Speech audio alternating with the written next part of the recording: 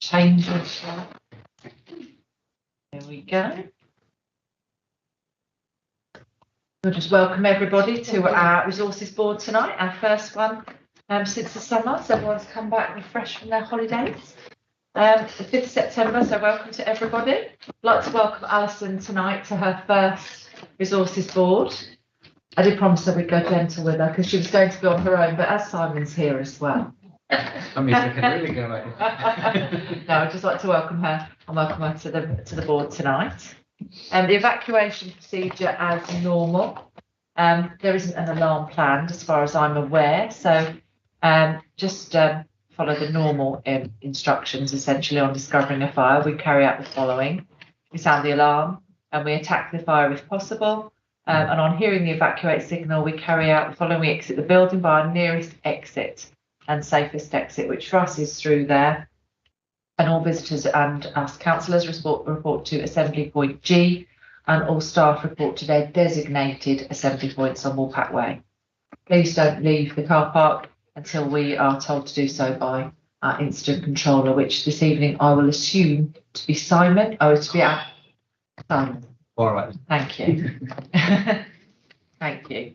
Do we have any apologies? I have received apologies from Councillor Mark Simpson, and I have a substitute in Councillor David Rowley. I don't think I have any other apologies this evening.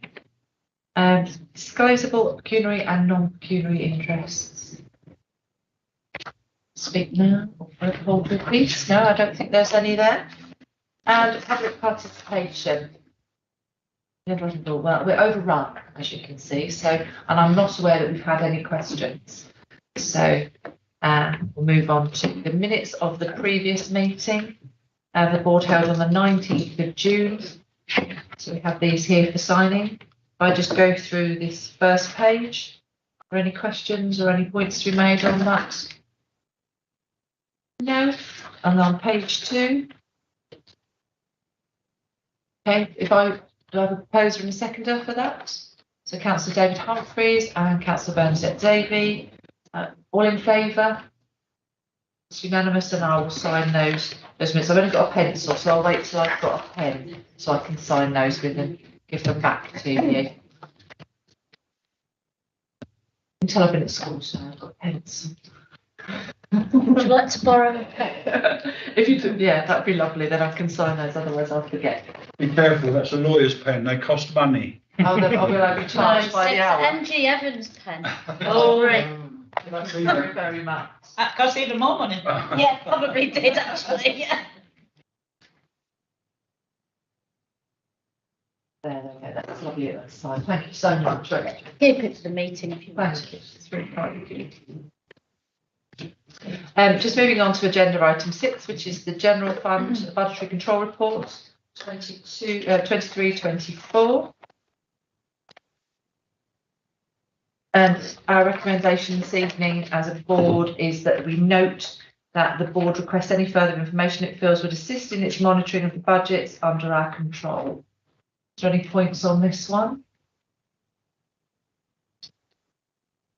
If there are no questions on that one, I'll move that one. Yeah, Sorry. Councillor Barney? So I've got a couple. Do you want me to all at once or one at a time? Or? Why don't we'll take them one at a time. Okay. See how do we go. So I think the first point was that it seems to be there's obviously quite a large saving because of the number of vacancies. Mm-hmm.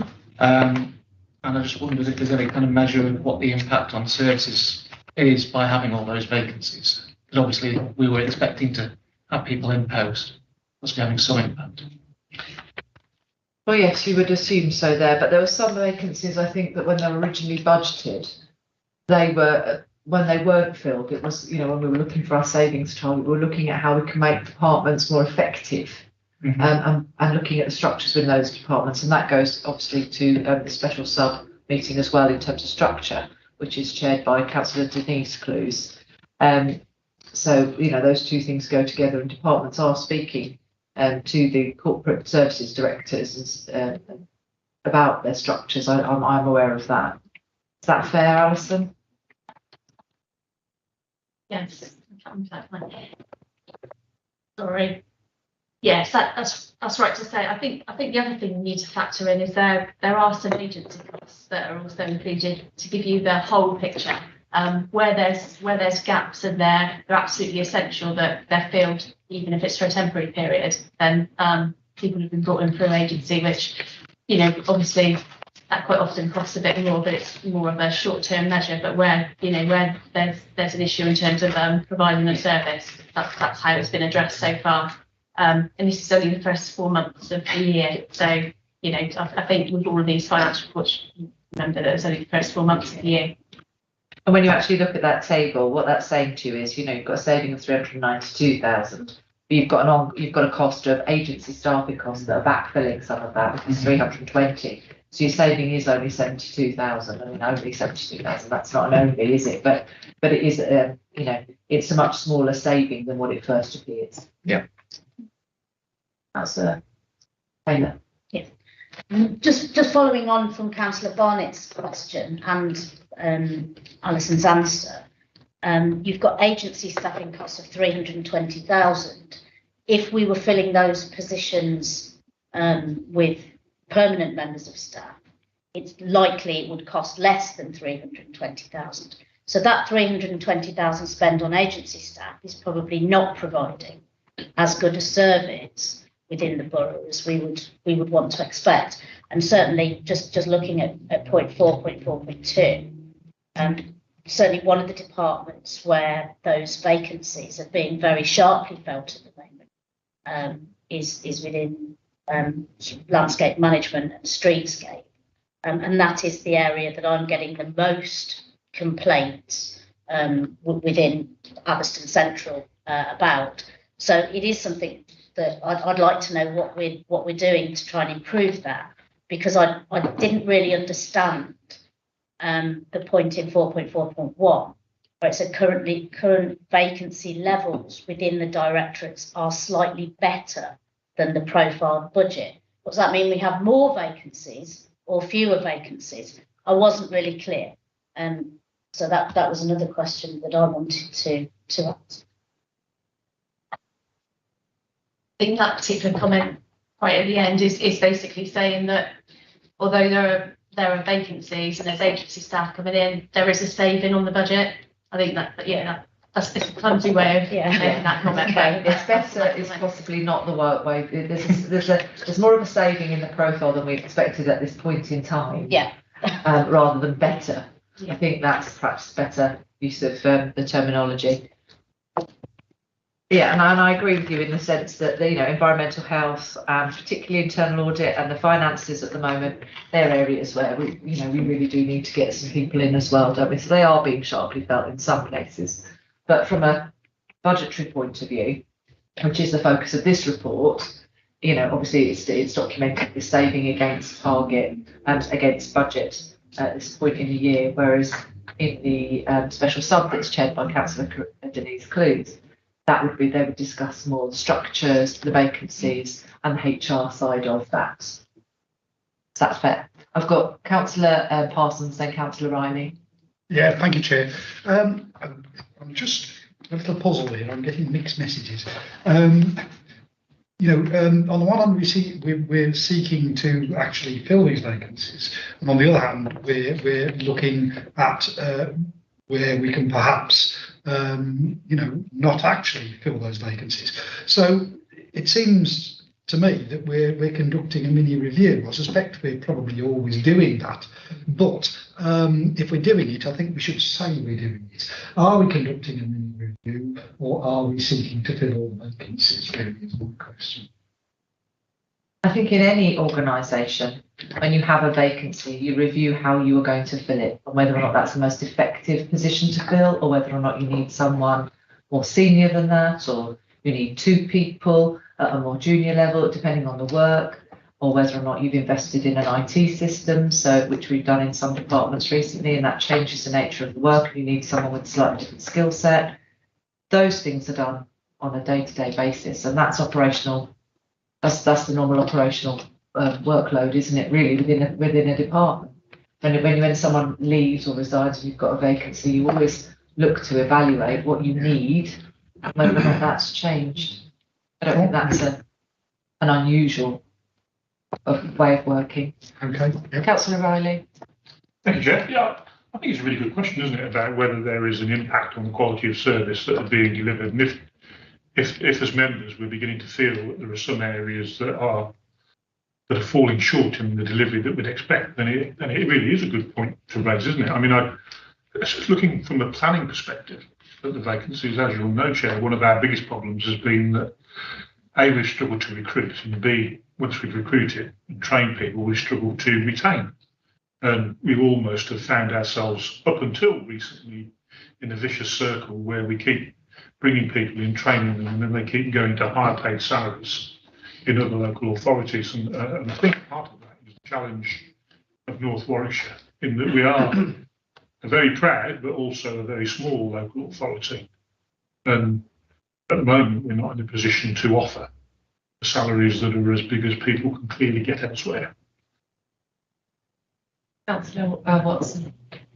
Yes, thanks, Chair. I think what might be useful in this one, picking up on the comments that have been made by others, is whilst we say there's a £72,000 saving, but I think the absolute numbers would be useful, because if, for example, that 392 is for 8 heads or 8 full-time equivalents, and the 320 is costing us, let's say, 6, then actually it's not that big. It's not that big a savings. I think it might be useful to see the absolute numbers of FTE vacancies versus agency staff.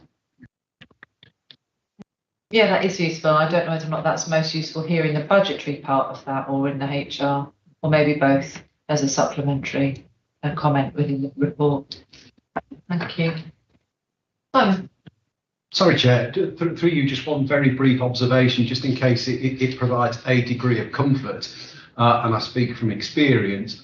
Parent boards who are responsible for services where there are vacancies and ongoing vacancies are obviously monitoring the impacts of those. For instance, I've been carrying vacancies in and around the green space here. It's different from grounds, but the green space area for some time, and that community environment board asks me about it at every meeting. So those parent boards are on top of it, certainly in the services of which I'm aware, if it's any comfort to me. Oh no, and absolutely, and I know particularly in areas like environmental health and enforcement, those comments come up very regularly.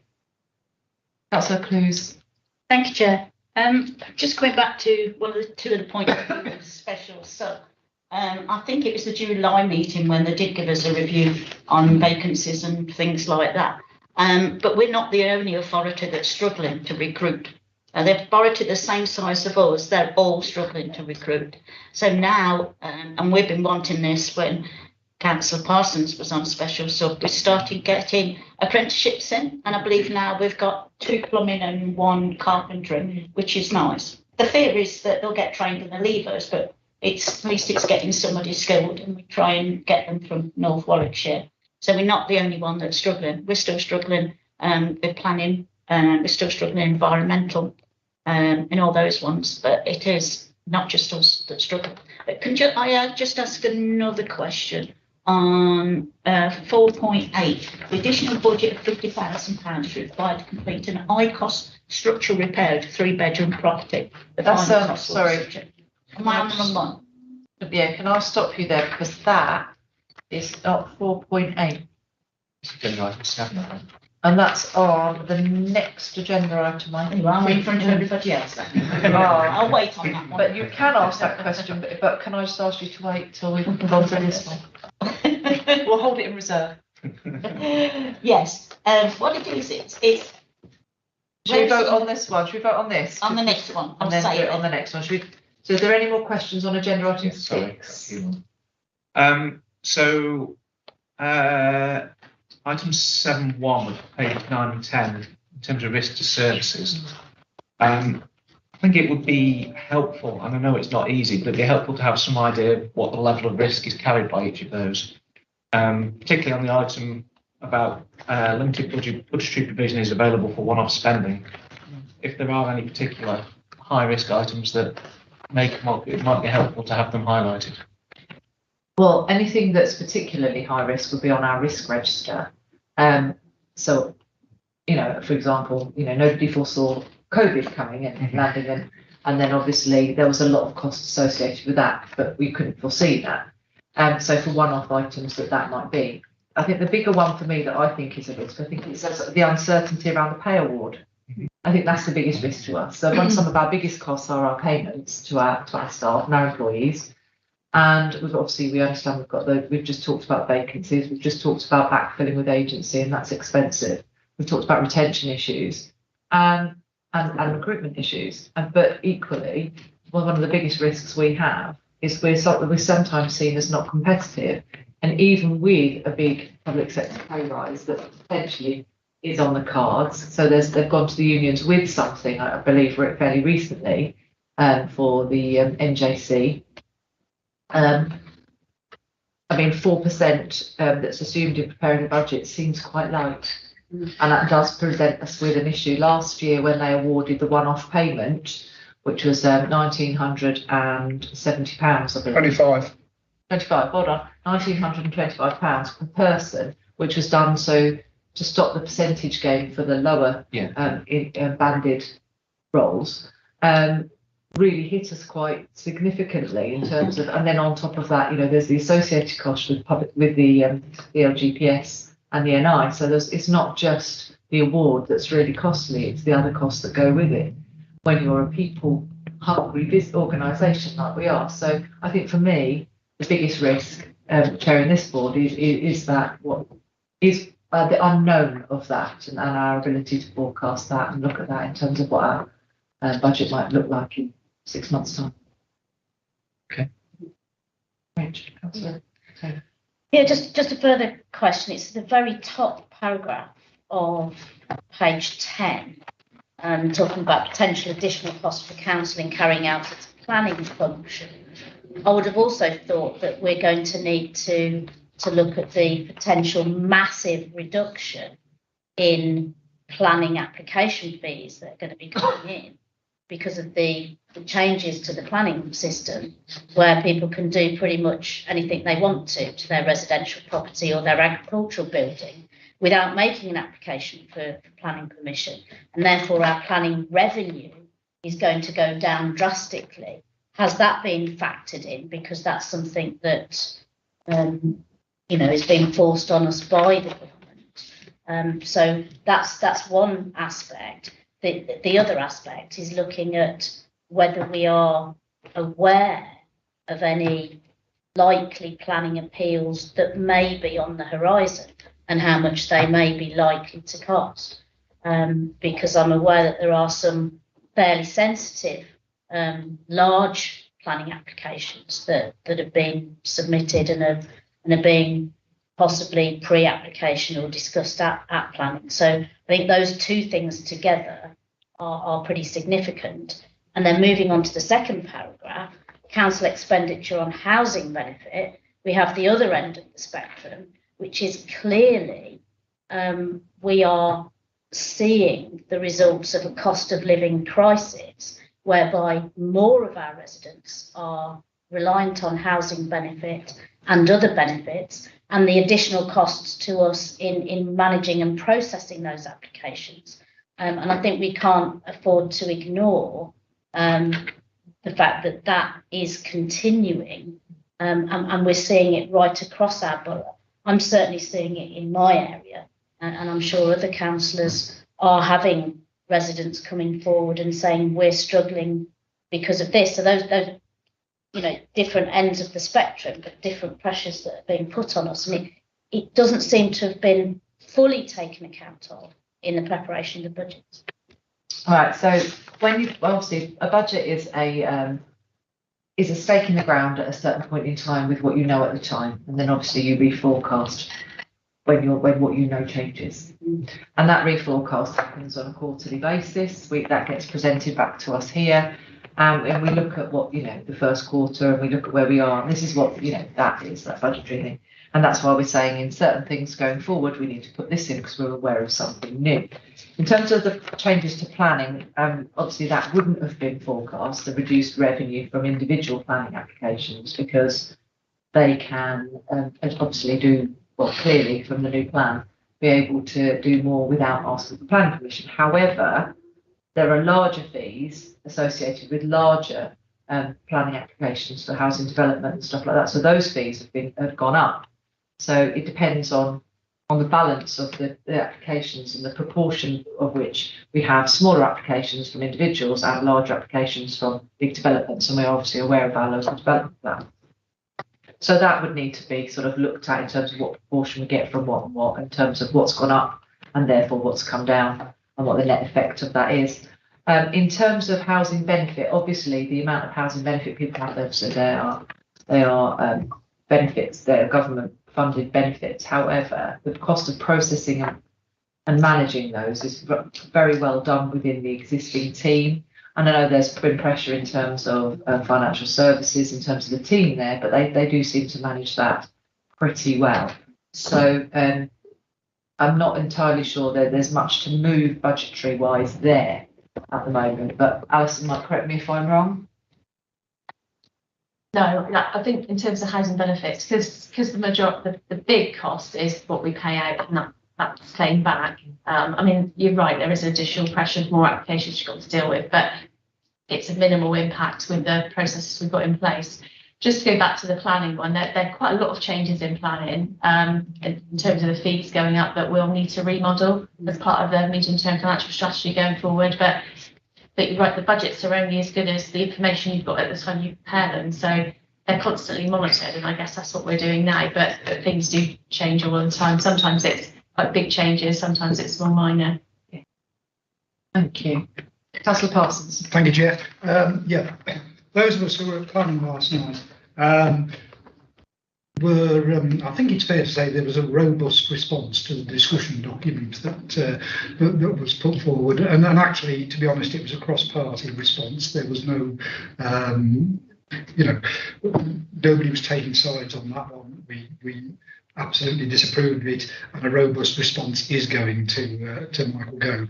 However, I think Rachel is right in the sense that actually our planning officer Jeff Brown did feel that if that were to come to fruition, it would actually have a major impact on the sustainability of the planning unit. So I think we do need to sort of at least put a rider in there somewhere in our risk that it is there. I mean, hopefully it is a discussion, a consultative document. It's not actually cast in stone, and hopefully it will be changed very considerably. I mean, if nothing else, because it really threatens any local intervention in planning policy, and we were uniform in being opposed to it, I think.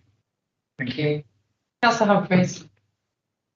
It's quite interesting last night, actually, because there's an element of both sides of it. One thing that was quite ironic, and it was a harbinger of what is to come, as Jeff Brown finished his presentation, he finished with all the PowerPoints, and then just as he started his presentation, it said, planning and development, the end, which I thought was quite good. Yes. But one thing he did say, Rachel, was Big Ben, a 35% increase on some of the big ones. And if you think the planning fee for that 150 odd houses near the Belfry would have gone up from 230 to 400,000.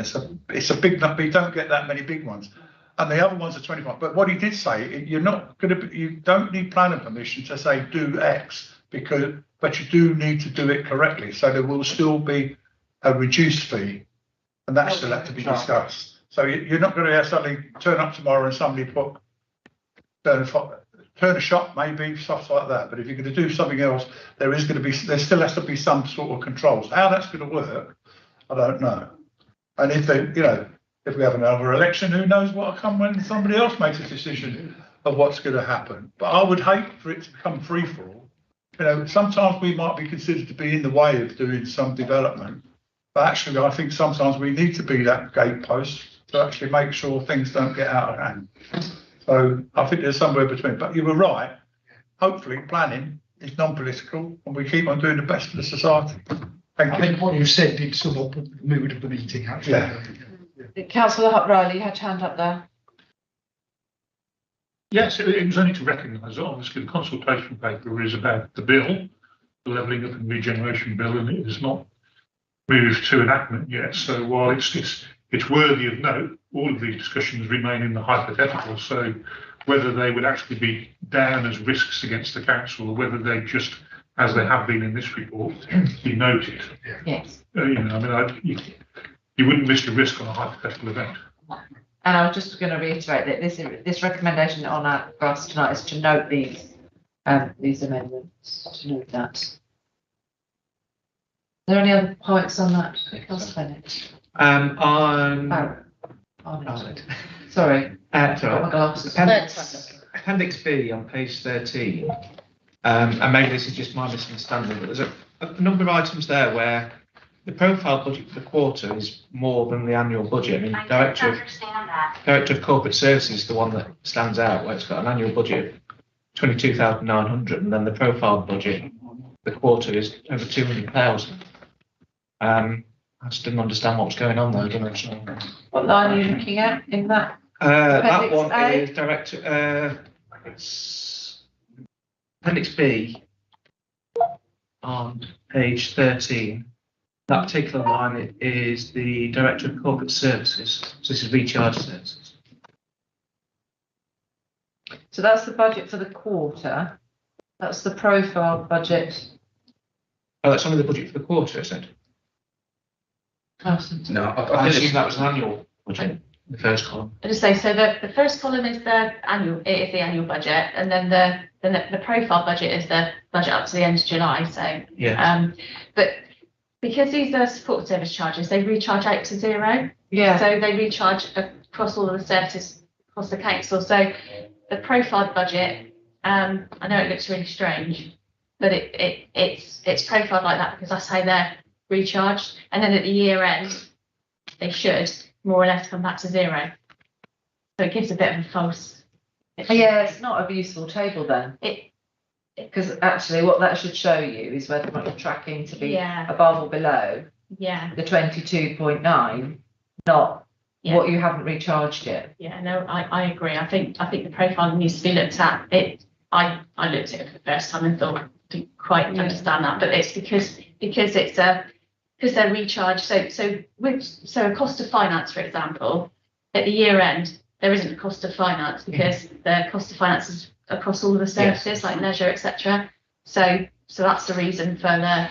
I'm not sure where the profile budget is. No, see, I don't think it's been shown like that before, because that's not shown like that. I'm not sure. It's very weird. And it doesn't make a lot of sense. Are you saying the educational account is much easier to understand? Yeah. No. Is it local authority smoke and mirrors? Is this what it is at the moment? Well, if you're essentially when you're doing an overhead allocation, so that, your central services are overheads for your whole organisation, and you're reallocating them out to the pots that they get charged to. So essentially, if something costs you, £100,000 over 10 areas, they get their chunk, but that should be in their costings, so they can see the true costings of their operation on a regular basis. It shouldn't just be, this is what we're tracking at. And at the end of the year, there's all these extra charges, because it's misleading. It doesn't help you understand your cost base. And you either have that as and you say this is the cost of running a central service, if you like, and you have it in one pot, or you allocate it out on a monthly basis with your management accounts. Yeah, I'm not sure it's particularly useful, I have to say. I think it's a bit more misleading than helpful. I think it'd be helpful if we're going to do it like that, to have some commentary to explain it. Yeah, I think the recharges do go through on a regular basis. So if you looked at like the cost of leisure, you wouldn't have that in there. So I'm not quite sure of the use of this table, but if you could bear with me, I'll have a look at it. It might be that we decide we don't actually have any, there's not a value to seeing that, unless it's going to show us whether or not we're up or down against recharging. So for example, if we've got 10,000, we haven't got anywhere to recharge to, the cost of within that pot is going to be higher, because there's obviously budget to be there. So there's some costs there.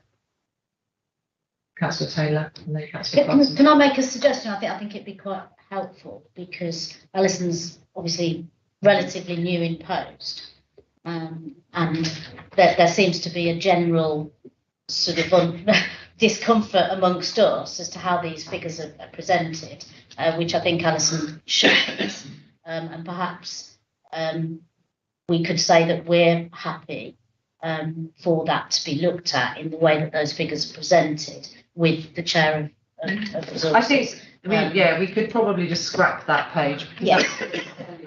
No. And if you're going to put something in a pack it's got to tell you something about where you are. If it doesn't tell you something about where you are, there's no point in being there. And I think that's reasonable. We might say we want to see something else. And that's the point of this part of the agenda, is actually what information do we want? But equally, it can be what information don't we want anymore, because it doesn't add value. Councillor Parsons. Yeah, it's a very basic question, Chair, and I'm displaying my ignorance, but I'm good at that, so I'll do it again. But I'm not actually sure what Alison's role is. I mean, you've welcomed her to the council, and I'd really like to know exactly what your role is, Alison. So I'm very pleased to see you here. I have to say. That's a nice, easy question for me, so thank you. So I'm interim corporate director for resources and section 151 officer. Sort of been months to help the finance function really, and look at the medium-term financial strategy and work with the finance team in terms of things like this. So if there is some feedback on the monitors and the information you receive and what's useful and what's not useful, that's brilliant really for me to come in with a fresh pair of eyes to look at stuff. Yeah, thank you. All right. Yes, thank you. Councillor Barnett. Got one more. Unless I've misunderstood, I think this might be a mistake, but on Appendix C, which is page 14, on the Energy Park Industrial Estate, there's a comment earlier on about some of the units, the leases have been terminated. But on this appendix, it says that the occupancy rate is 100%. Is that correct?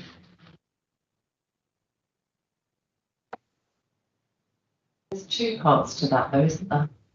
Yeah, I don't 100% know, if I'm totally honest. I can see what you're saying. Whether it's a timing issue, I don't know. It could be, but I think I could get that information. I'll check for you. Okay. Have a look at that and perhaps email it out to the board. Okay, if there are no more questions on on agenda item 6, I'll move that from the chair. Do I have a second? Councillor Clues. All in favour? That's everyone. Thank you very much. Moving on to agenda item 7, which is the capital programme for 23-24 for the period up to the end of July. There's 3 recommendations for us as a board this evening to look at. That the progress made against the capital programme is noted, so where we are in that first 3 months, and to approve the additional budget allocation of £340,000 for electrical works to our housing stock, and to approve an additional budget allocation of £50,000 to remedy a structural issue in a particular 3-bedroom property. Any questions on that capital programme recommendations? I'm not against the recommendation, but I would have liked a bit more information on the 50 grand for the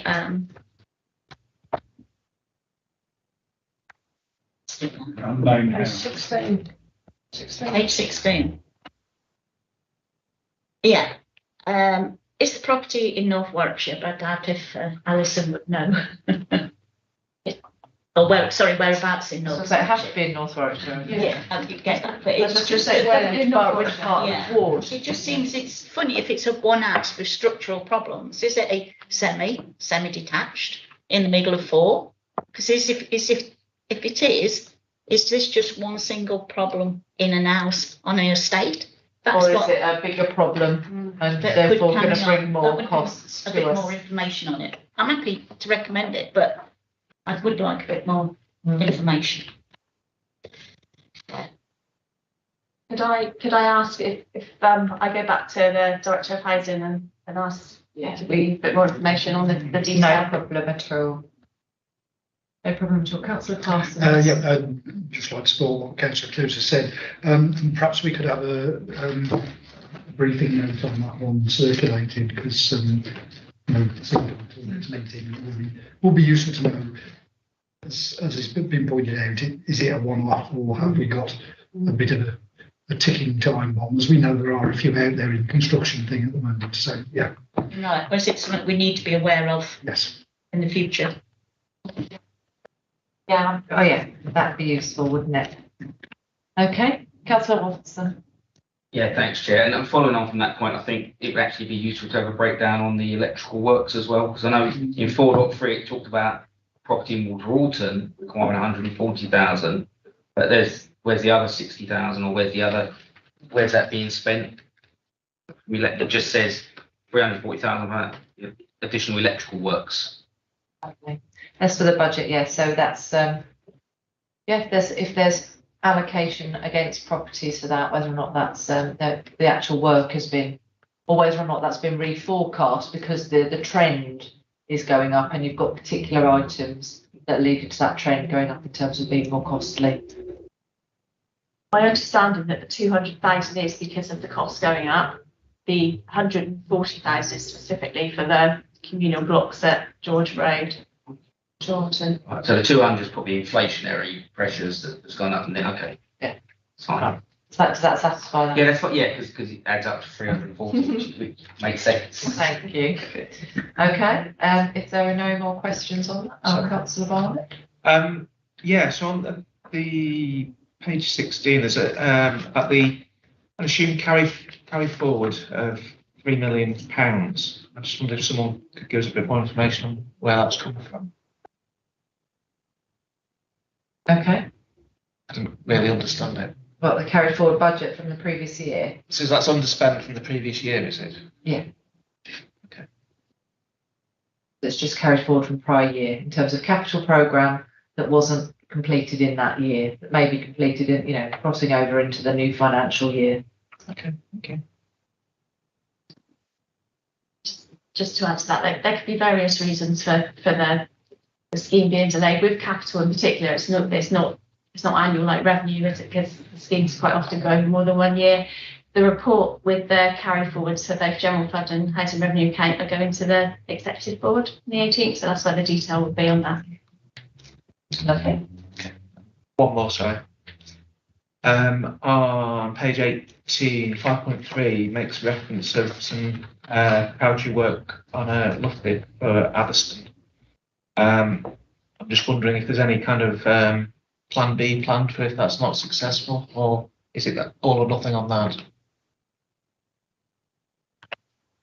Well, I think in terms of Loughbids, it's not all or nothing, but in terms of plan B, we would look to we'd look at other options to deliver the project without the Loughbid, and they're broader and varied, and whether or not other grant pots will open up so that we can apply for. So it's not if we don't get the Loughbid, it's dead in the water type thing. But there are obviously different options you have to evaluate if that were to be the case. But in terms of putting together a reasonable case to present your bid, you need to invest in that. There has been talk of, because there's failed Loughbids, but whether or not there's any element of that expenditure that councils have gone to up front could be reclaimed back, and that's uncertain at the moment. Okay. But those questions. But we are kind of been waiting asked. for the Yeah, outcome of that before we. Yeah. Okay, thank you. Yes, I think that's because that's where the largest pots of money available to councils for those sorts of activity are at the moment. If there are no other questions, do I have a proposer for? Sorry. Oh, sorry, I didn't see her.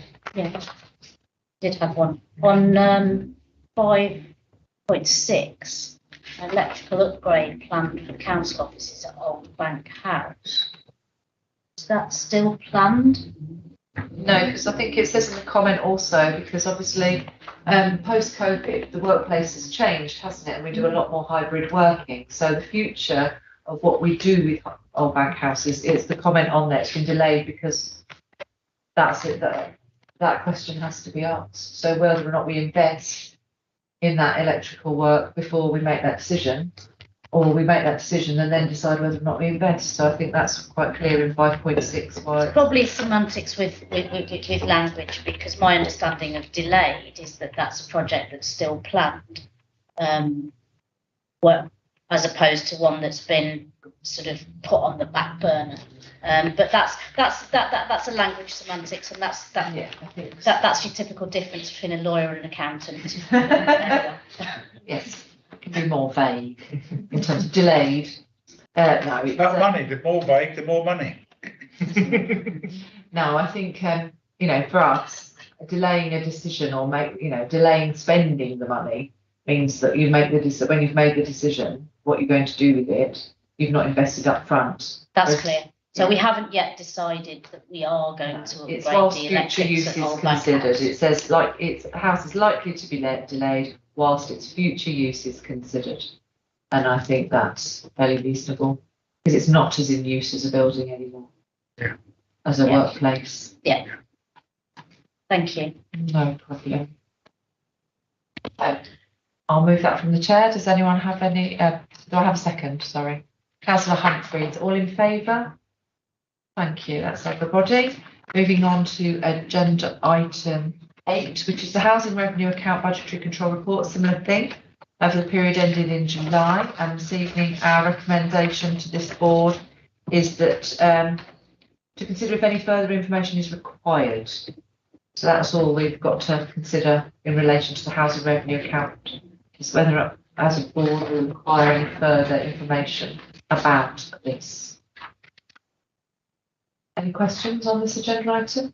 Councillor Barnett? Yeah, 3.4 on page 23. There's a reference that there's no expenditure on window cleaning. Does that mean that we've suspended all window cleaning, or is that a temporary situation? We know what's going on. 3.4, did you say? Yes. Yeah. On page 23. Spend within supervision and management special services is due to lower expenditure on utility costs, no expenditure on window cleaning. Probably just a timing issue with that being a maintenance part of the programme, so it's probably just a timing issue within the budget, to be perfectly honest, something like that. Yeah, it's a temporary issue, it's not a problem, but if it's not we that have we've made a written conscious off. decision not to do it, clean any No, windows. no, there hasn't been a decision never to clean a window ever again and save the money. No, not that in my knowledge anyway. But I would say that for me, that's a timing issue in terms of the report and the costs coming in and the reporting in the year. All of those things, all of those types of things tend to be a little bit cyclical, and sometimes you have a period without any costs, and then you'll have a period with two lots of costs. Yeah. Is that reasonable, Alison? Yes, I agree. I think I would imagine the profile spend was the window cleaning would have happened and it hasn't. So that's why it's just throwing the budget out of it. Yeah, it's probably been profiled periodically over a flat phased, as opposed to matching its real the profile of the actual activity. They're probably just mismatched. Councillor Taylor.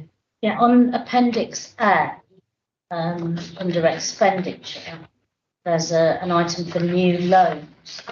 That's,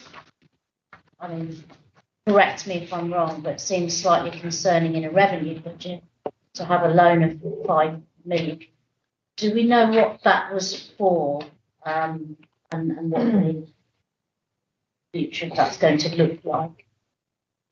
It's not that unusual. It depends on how you've secured your own finances and your investments. If it's cheaper to borrow the money than it is to withdraw your own money and suffer the cost of the losses there, then you'd make a temporary and short-term loan to cover. But Alison, I'm sure it's one of the financial instruments that we do use as a council. Yeah, with the housing revenue account, when self-financing came in 2012, I think it was, and we bought ourselves out of the subsidy system.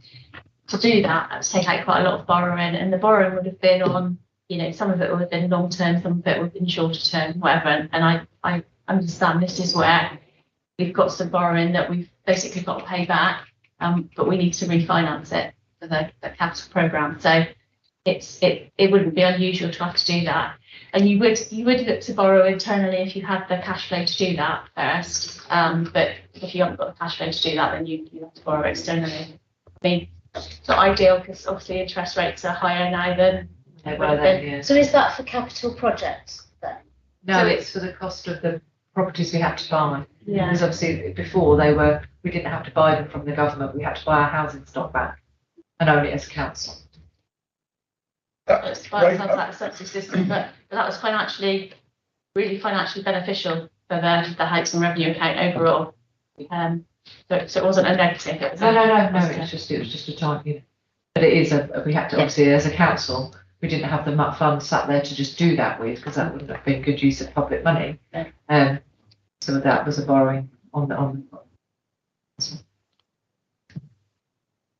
Councillor Humphreys. I was going to say, Rachel, it was forget the politics of it, but go back to the Blair Brown time. They took the houses, and then worse than that, when the Conservatives got in, they came back to us, but they just charged us 58 million to get them back, and that borrowing's a 32-year loan. How that gets financed is down to clever people over there. But at the time, I asked if I could get on the borrowing because I thought it was about 0.5%. That's what, but they wouldn't lend me the money. Councillor Watson. Yeah, thanks, Chair. Isn't there also a consideration at this moment in time that actually, if you get a long-term loan at a fixed rate, with the current interest rates on our revenue or any capital or revenue we've got, then it's the financial decision that says you might actually get a loan rather than spend cash. Keep the cash in the bank, earn the interest on the cash, and actually get a longer-term loan at a better rate. But that's the decisions that Alison makes in terms of treasury management on a daily, weekly, monthly basis, and that's part. And I guess my point was everyone's looking at loans and they're really bad. No. In the correct context, the loan is a more sensible way of doing it. Absolutely, and that is in that context actually. So it's in the whole round that you look at the treasury management decision. But in some circumstances, that would be the best financial option. Absolutely. Awesome. Yeah, just very briefly again. I mean, I think the term new loans is a little confusing in this one. New loans, okay, but I mean, it could do with something in brackets like servicing existing loans, essentially. Refinance. Because it gives the impression, I think, hang on, what's going on here? Suddenly there's £5 million being borrowed, which is coming out of the ether, as it were. And absolutely understand what's being said and the reasons for it, but it could do with a better title, I believe. Okay. Any other questions on this agenda item? Okay, proposer. Councillor Humphreys, second. Councillor Watson, all in favour? That's everyone. Thank you very much. Moving on to agenda item 9, which is the Atherstone Boxing Club and former guide hut, Longstreet. Obviously, the recommendation this evening is to note that there was a use of the Chief Executive's urgent business powers to grant a lease to Atherstone Boxing Club in respect of its development, maintenance and use of the former hut on Long Street, Atherstone. Are there any questions in relation to this? Councillor Clues and Councillor Taylor. Put your hand up, or were you just waving? No, I had my hand up, Chair. I really don't see why this has been brought to us. It's already been signed, sealed and rubber stamped. There's just one question where it said about not paying any rent. The amount received over a 5-year period would not cover the cost of the Borough Council carrying out the repairs concerned, but it doesn't tell us what repairs that the boxing club will be carrying out for them not paying any rent. That is on 4.1. So I'm not sure what condition that we have handed it over to or give them a 5-year lease. But it would be just interesting to know what repairs they've got to do for the 5 years of them doing a peppercorn rent, and what reviews will be done on either side for that lease. For us and for them. Will there be a review of it in 12 months' time? Will there be a review of it in 2 years' time? So if this could be answered a couple of those questions for me, please, Chair. That sounds eminently sensible. Simon, do you want to come on that one? Through you, Chair, I can pick that up. And obviously I know your comment about the consultation issue and all that sort of stuff, and we've spoken on that. But on the repairs, if you go to the bottom of paragraph 3.5, we've referred to the works required. In that list, the electrical and asbestos work has been undertaken through this authority. And it would be the other items that we've got there, so new plumbing and sanitary ware, internal joinery, doors work, plaster work, those sort of things that the club would be picking up. Still will got do to do. through the lease arrangements. They've still got to undertake that work. And in respect to review processes, there are formal reviews built in, even though it's a short-term lease at 2-year intervals. But there's a requirement to meet regularly with the authority anyway to assess progress that they're making. And we've made reference in the report to reporting that in to the Health and Wellbeing Working Party and to the Community Environment Board. So can I just come back through you, Chair, to Simon? So the grant they got to that building, not to the boxing club, wasn't enough to fulfil all the repairs, just the immediate repairs. Through you, Chair, the UK SPF award was a £10,000 award in order to enable the works to be undertaken for asbestos and electrical works. Thank you, Chair. Thank you, Simon. That's a lot clearer, actually.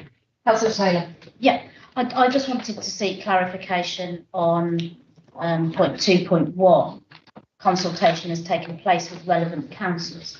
I'm assuming this was before the elections in May. Or was it afterwards? Because if it was afterwards, I don't know anything about it, and I'm one of the borough councillors for Atherstone Central, where the guide hut is located.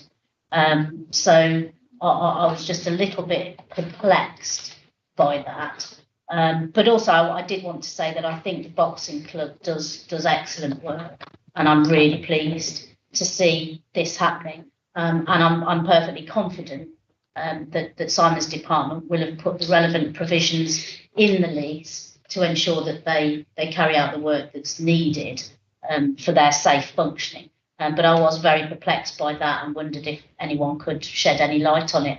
I thought it was maybe because I was new, but clearly Councillor Clues has the same issue. No, I think that I think at the time, as it says in here, there was use of chief executives' urgent business powers, and when they used those, they generally liaised with the leader and potentially deputy leader at the time if there was people on holiday. I think Councillor Riley and Councillor Wright were perhaps involved in some of those conversations. So maybe we need to amend this report to say including ward members, because that appears not to be the case in this, obviously because urgent powers were used for that. One of the questions I had with that, so I know it wasn't because you were, I think it happened because it happened during the summer break where a lot of people were away, was in terms of the lease, it's got obviously to grant a 5-year lease to Atherstone Boxing Club.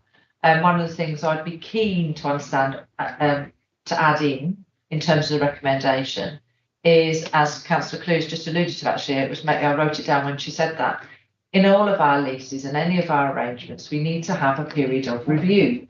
It might not work for the organisation, there might be things that aren't working for us, and we need to build in a period of review. And I think 12 months is a reasonable time to sit down with anyone we've got a lease with and say, you know, what's working, what isn't, and actually see if there's things that are that we can do in relation to that and work together in a very open way. Councillor Humphreys, Councillor Riley, Councillor Parsons and Councillor Barnett. I agree with that, Chair, and can you make that happen everywhere? Like the football club that's not had a review for 32 years, it may have had a review but never got anything out of Atherstone Town Football Club.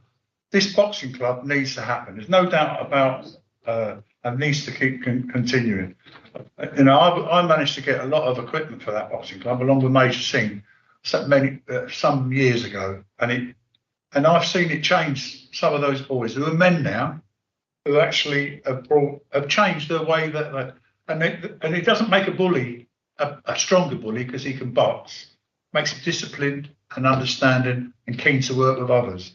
And I actually think the best thing we did and what the police did was actually make that boxing club as successful as it become, and actually change the focus of something. You don't agree? No, it's not boxing. It's not. Okay, different. I didn't realise it was a different boxing club. I apologise for that. But even if it's a different boxing club, it needs to be there for what it's done. It mentions in there about people getting professional qualifications for training, etc. And we need to have something for their youth to do. Yes, with that I agree. But the other point I make is we ought to make sure that all our properties get reviewed. And I will hope you bring that up in the near future. Because I do believe in, managing a lease review, so yes. Councillor Riley. Yeah, a couple of 3 things, Chair. First of all, I share Councillor Taylor and Councillor Blues' concerns if they weren't consulted on this matter, and yet the report says they were consulted, so there is, without doubt, a procedural error within that process. I also applaud the work of North Warwickshire Borough Council officers. I mean, this is a report of a retrospective report on the exercise of authority, so all of these decisions have been taken.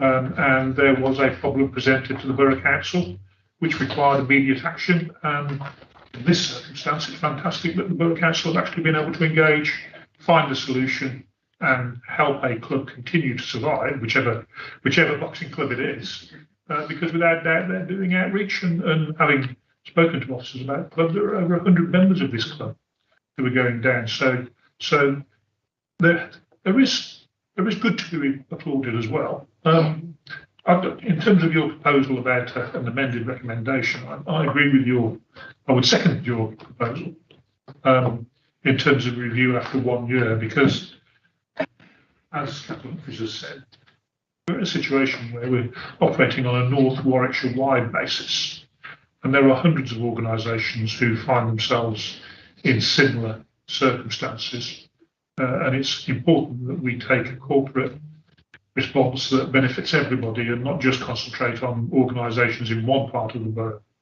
because of the relationship that the Borough Council has, understandably, with organisations that are in and around us. I was just picking up on the point where you said about reacting quickly.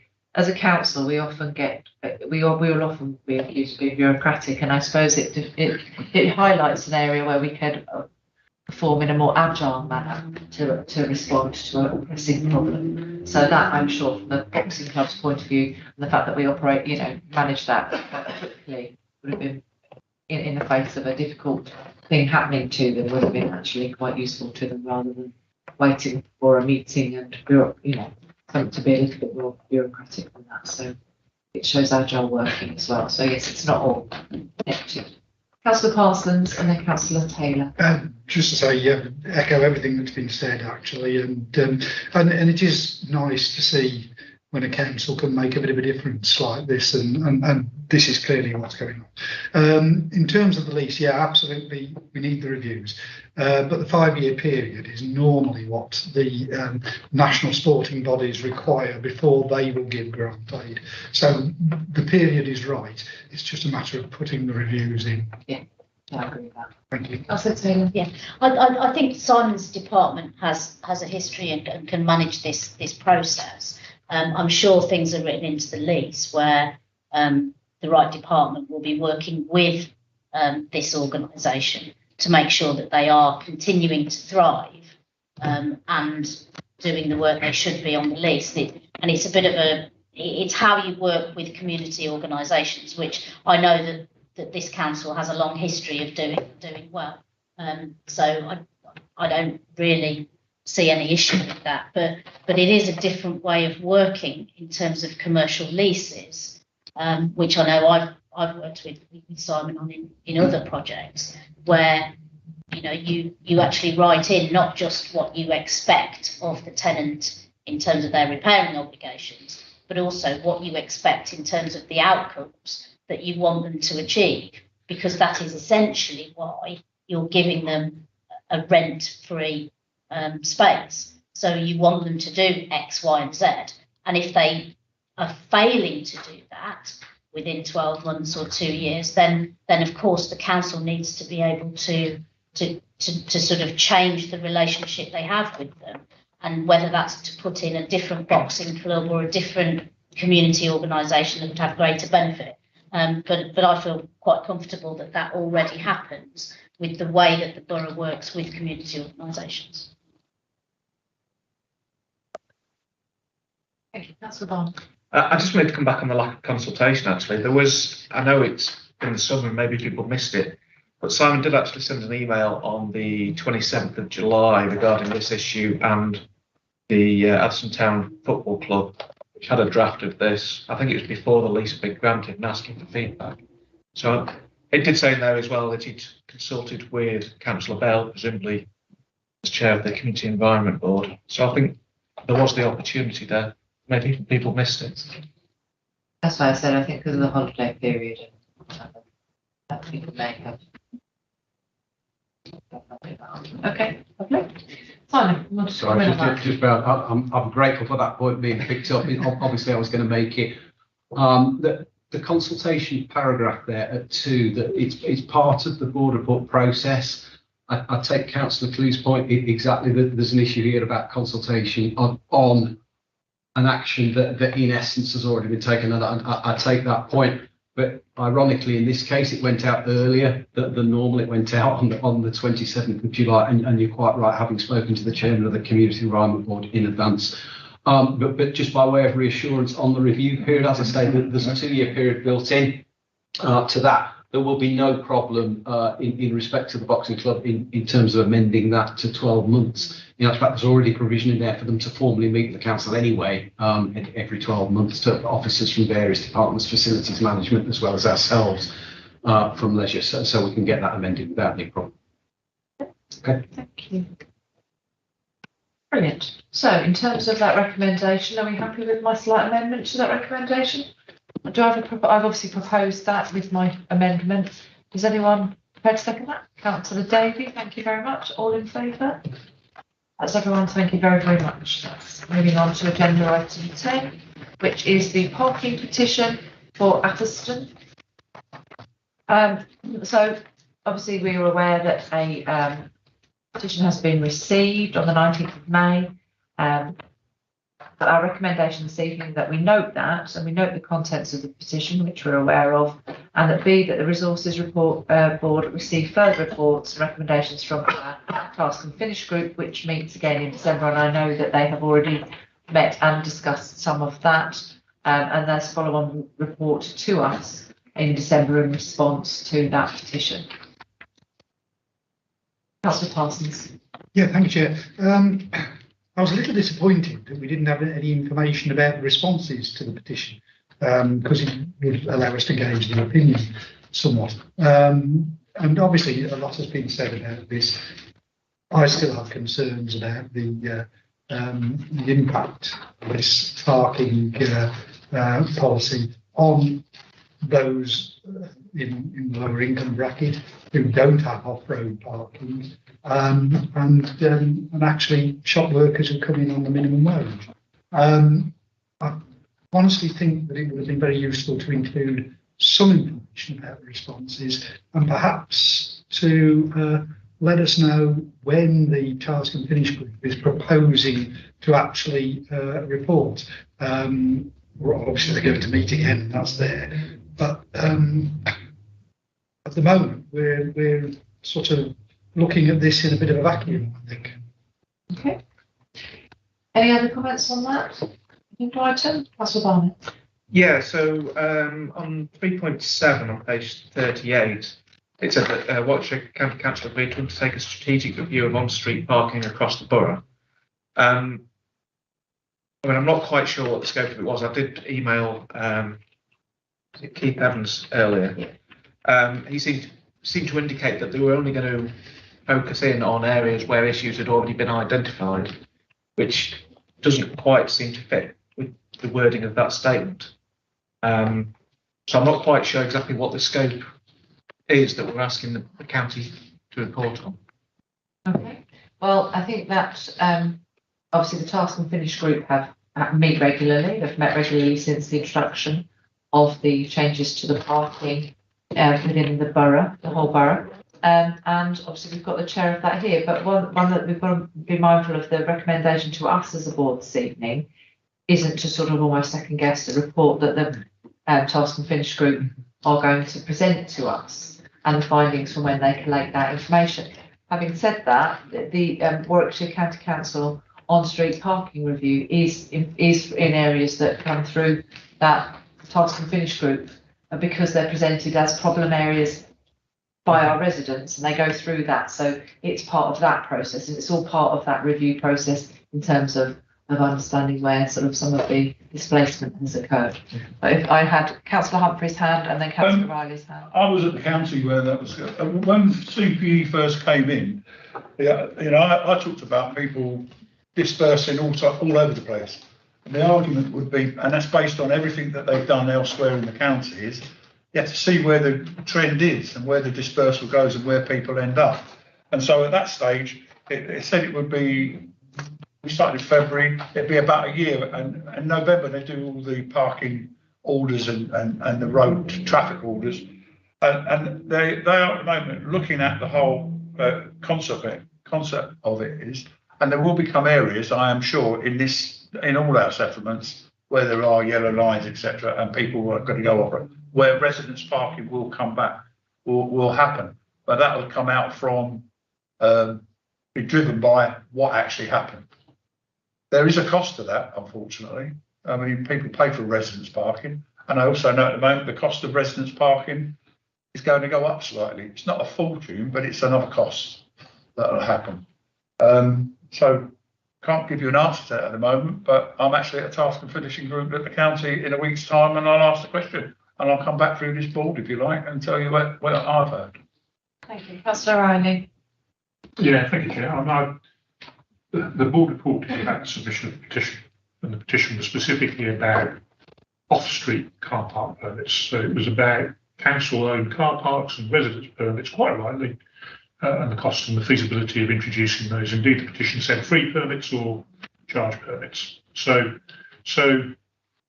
one of the decisions that was made at Task and Finish Group was to go away and review the business model that exists for off-street parking provision, because one of the things that we all know is that it is a service that is income revenue driven. So we'll definitely go away, we'll definitely have a look at what the costs are, what the occupancy rates are for those car parks, and where we may well be able to, or perhaps not, depending on the evidence base provided, look at introducing residence schemes for the off-street. The on-street was interesting, completely different, and it came as news to the members of the parking group that the County Council had decided to review. And in answer to the question, County Council are looking at Atherstone, they're looking at Coleshill, and the Parking Task and Finish Group asked that that review be extended to include Polesworth and Dordon as well. Why the three communities? Because they are our market towns, and those are the locations that have successful or struggling high streets, and our ambition obviously through the parking is not to impact on the retail community on high streets, which is already struggling. So work to be done. We'll definitely revisit it at the next meeting in December, when obviously we will have a report that will help us all better understand where we are with the viability of the off-street income generation and the options that we have in terms of considering parking schemes, resident parking schemes. Thank you. I was at the Parking Task and Finish Group, and I think we had a very wide-ranging discussion, and there was some very useful statistics there presented from the Borough Council.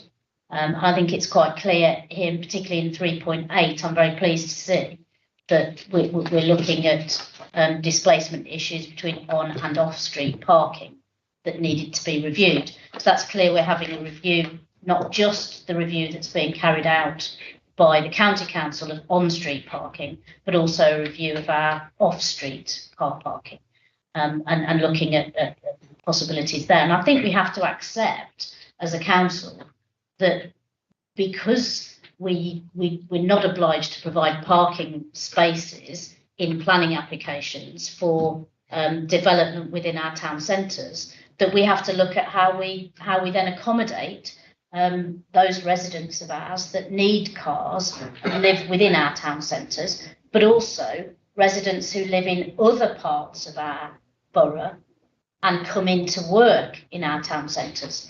And I think that review of off-street parking in our car parks needs to take account of that. And perhaps we do, like Councillor Parsons has commented, need to get opinions from more of our residents as to how the introduction of car parking charges has impacted on them.